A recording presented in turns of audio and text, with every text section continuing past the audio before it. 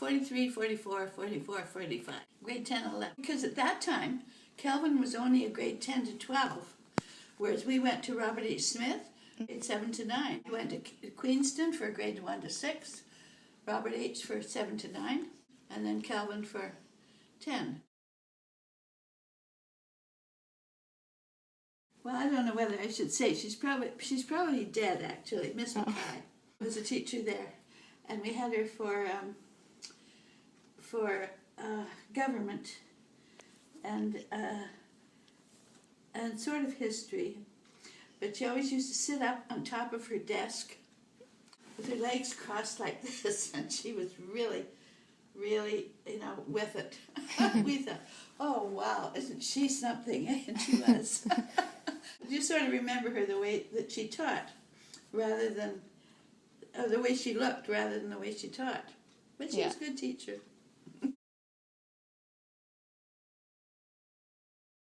Oh, Mr. Little. Yeah. Oh, you had to know Mr. Little.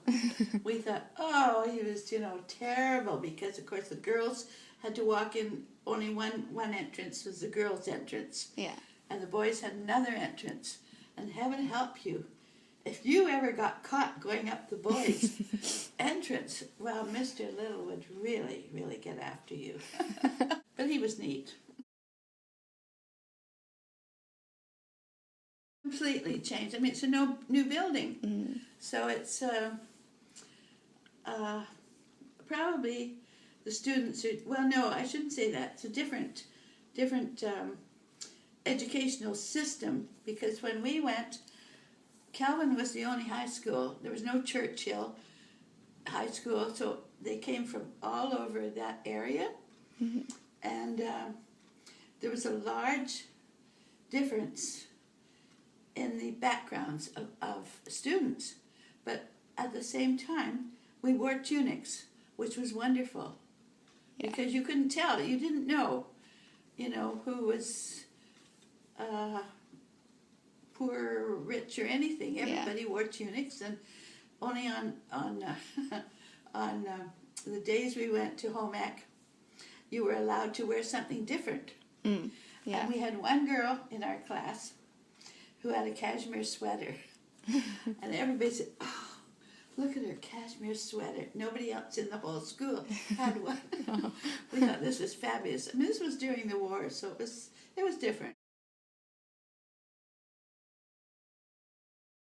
It affected a lot of us, because a lot of our friends, older brothers, were involved. So you were very aware of it all the time, that this was happening. And I know one of my friends, her brother was killed, and then another one was missing in action, and so we were very aware of what was happening in the world at that time. Well, of course, the music, because I was just looking up our Kelvin scores notable success with the Mikado. That's when we did it in 1945. Oh yeah. And I was playing piano for it then. And in the sports, I was a great high jumper. I was a great hurdler.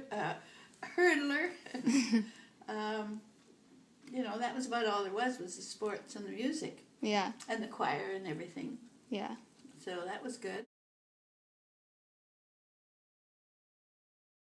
Well, what might be interesting is that my mother went to Kelvin in 1912.